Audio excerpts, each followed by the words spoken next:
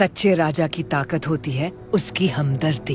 मैं मुफासा से 10 गुना ज्यादा ताकतवर हूँ। तुम आज भी मुफासा के आगे कुछ नहीं हो।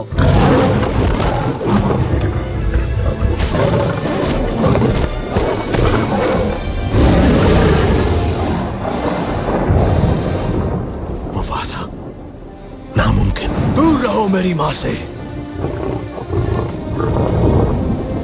सिम्बा, तुम जिंदा हो? कहाँ थे तुम मेरे बच्चे? मैं आ गया माँ, अपने घर। सिम्बा, खुशी हुई देखकर कि तुम जिंदा हो।